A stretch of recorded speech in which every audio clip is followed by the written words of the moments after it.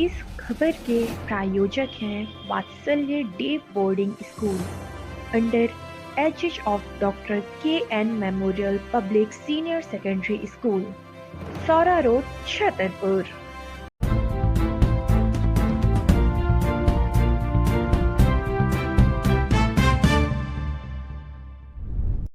छतरपुर नगर की तहसील में हो रहे भ्रष्टाचार से तंग आकर अधिवक्ता संघ ने खोला मोर्चा। काफी समय से छतरपुर तहसील में तहसीलदार के पद पर पदस्थ सुश्री रंजना यादव के भ्रष्टाचार से तंग होकर अधिवक्ताओं ने प्रदेश के मुख्यमंत्री के नाम 1 जनवरी 2024 को एक शिकायती आवेदन भेजा। अधिवक्ताओं ने बताया कि लेकिन आज तक तहसीलदार सुश्री रंजना यादव के खिलाफ न तो कोई कार्यवाही की गई और न ही उन्हें यहां से हटाया गया। तहसील में पंडाल लगाकर क्रमिक अनशन पर बैठे अधिवक्ताओं ने मुख्यमंत्री के नाम ज्ञापन सौंपकर जिला प्रशासन से छतरपुर तहसील में तहसीलदार के पद पर पदस्थ सुश्री रंजना यादव हटाए जाने की मांग की है। एडवोकेट एलपी कुशवाहा ने जानकारी देते हुए बताया।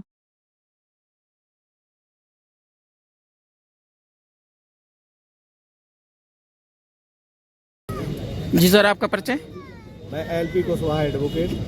आज यहाँ पर किस तरह की ये अनशन किया गया है और इसका क्या उद्देश्य है?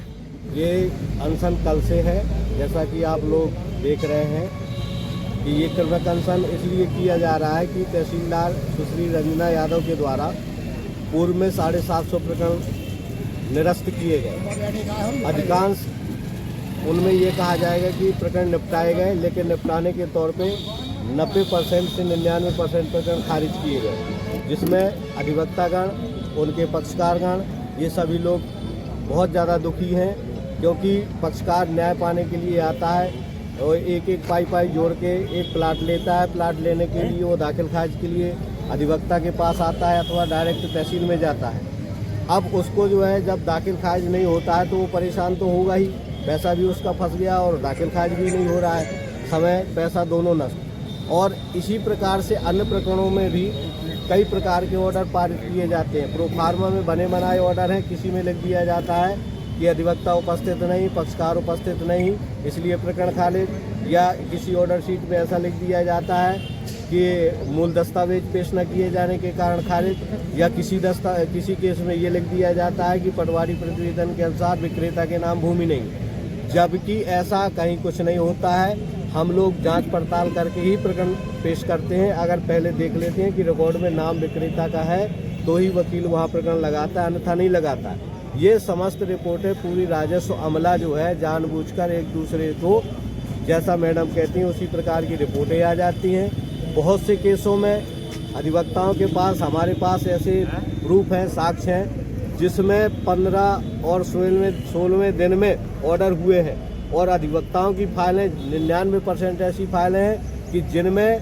7 से 8 माह, 9 माह, यहाँ तक कि 10-10 माह तक की फाइलें आज भी पेंडिंग हैं। और उसी पेंडेंसी को निपटाने के चक्कर में और सुश्री रंजना यादव के द्वारा जो है प्रकरण खारिज किए गए हैं। इन्हीं अनियमितताओं और अवैधानिकता जो प्रकरणों में आई है, इसके संबंध में पूर्व में अधिवक्ता संघ के माध्यम से तहसील अधिवक्ताओं ने एक शिकायत की थी, मुख्यमंत्री के नाम भी की थी, उसमें जांच संभवतः शुरू हो गई है। और एक जो है कमिश्नर महोदय को की थी, तो जिसमें डिप्टी कमिश्नर साहब आए थे, करीब जो है 70 से 80 प्रकरण जो है वो जब्त कर ले गए थे, जिनमें कई में तो ऐसा हुआ कि आदेश कुछ हुआ, इसके बाद उस ऑर्डर की कॉपी किसी भी प्रकार से प्राप्त कर ली गई और उसको फाड़ के दूसरा ऑर्डर लगा दिया गया। तो इस प्रकार से ये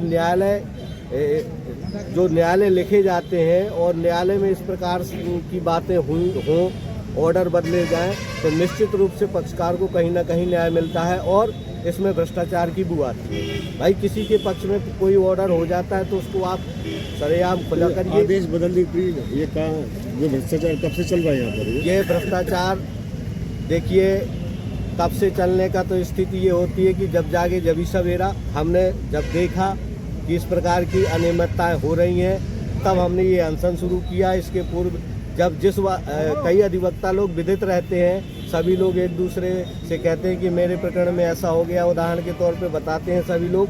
जब सभी लोग विदित हैं, तब सभी लोगों ने बैठ कर ये निर्णय लिया कि निश्चित रूप से यादव मैडम के विरुद्ध जो है हम लोग अनशन पे बैठे हैं यद्यपि हम अन्य कोर्टों में काम कर रहे हैं और काम करते रहेंगे, क्योंकि पक्षकार का हित सर्वोपरि है हमारे लिए। तो ये सब परिस्थितियों के देखते हुए हम लोगों ने क्रमिक अनशन किया है। कब तक चलेगा ये आपका क्रमिक अनशन? देखिए, डिमांड तो हमारी ये है कि इनको पहले तो यहाँ से बदला जाए और इनकी जो जितनी भी जांचें अधिवक्तागणों ने दी है भ्रष्टाचार से संबंधित, सब में इनमें जांच विधिवत की जाए और निष्पक्ष रूप से वो सामने पटल पे रखी जाए और दंडित किया जाए। इसकी शिकायत कहाँ की है आपने? इसकी शिकायत मुख्यमंत्री लेवल पे हुई है, कमिश्नर लेवल पे हुई है और कलेक्टर लेवल पे हुई है। तो अब देखते हैं, आप लोग देख पाएंगे कि कहाँ से शीघ्र जांच होती है और क्या निराकरण होता है। अभी संभवतः कल सुनने में आया है कि डिप्टी कमिश्नर के यहाँ से कोई लेटर आया है कलेक्टर साहब के नाम, जिसमें 2 बाबुओं के सस्पेंशन के लिए अधिवक्ता संघ जिंदाबाद। तहसीलदार की मनमानी नहीं चलेगी, नहीं चलेगी। तहसीलदार की मनमानी नहीं चलेगी, नहीं चलेगी। अधिवक्ता संघ जिंदाबाद, अधिवक्ता संघ जिंदाबाद। अब आपके शहर छतरपुर में मौजूद है doctor K N. Memorial public senior secondary school, affiliated to central board of secondary education. प्रस्तुत करता है वात्सल्य डे बोर्डिंग स्कूल। बच्चों को मिलेंगे साक्षरता के साथ साथ शिक्षा भी, जो बनाएगा आपके बच्चों को सर्वगुण संपन्न। व्यक्तित्व विकसित बनाने वाला विद्यालय आपके शहर में मौजूद है। लाइब्रेरी, ई क्लासेस, कंप्यूटर लैब, प्लेग्राउंड के साथ अनुभवी शिक्षक बनाएंगे छतरपुर के बच्चों को होनहार। तो देर न करें, बच्चों के भावी भविष्य के लिए आज ही संपर्क करें K N. Memorial public senior secondary school, affiliated to central board of secondary education, Saura road, Chhatarpur. अधिक जानकारी के लिए संपर्क करें 0768224681 पर। आप संपर्क कर सकते हैं 8839039820 पर। धन्यवाद।